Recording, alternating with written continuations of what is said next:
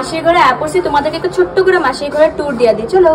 Hi guys, তো আজকে আমরা যাইতেছি হলো আমার মাসির ঘর সঞ্চয়ের একটা পার্টি দিতেছে, তো ওখানে আমরা যাইতেছি। আর আমার লুকটা তোমাদেরকে পরে দেখামু, এখন দেরি হয়ে গেছে, আগে যাই। খায়ানি খায়া তোমাদেরকে মাসির নিউ ঘরটা দেখাচ্ছি, চলো।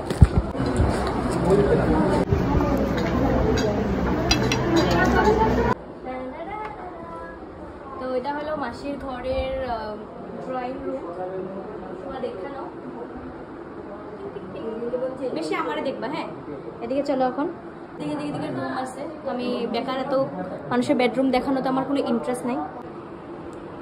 বসে একটু ফটো ক্লিক করি, তারপরে তোমাদের লাগে দেখা হইতেছে। আর এই ভিডিওটা আমার করে দিছে হলো আমার বৌদি, আর এখন আমি বৌদির সুন্দর ফটো তুলে দিব, আর বৌদি আমার সুন্দর ফটো তুলে দিব, তারপর তোমরা আমাদের সবার ফটো দেখতে পারবা। কীর্তন হইব, আর ওরা কিন্তু একদম কীর্তনের জন্য বসে নাই, ওরা হলো এখানে ফটো তোলার জন্য বসেছিল। আমি ভাবছিলাম কি ওরা মনে কীর্তনের লিগা বসে, কিন্তু না, ওরা হলো সব বউগুলো ফটো তুললো আর আমি তুলে দিলাম। আমার আরশি কোনোখানেও শেষ হইতেছে না, ও বাইরের রুমে কীর্তন চলতেছে, আর আমি এখানে মাসির নতুন ঘরে আইসাও ঘুমাইয়া আছি।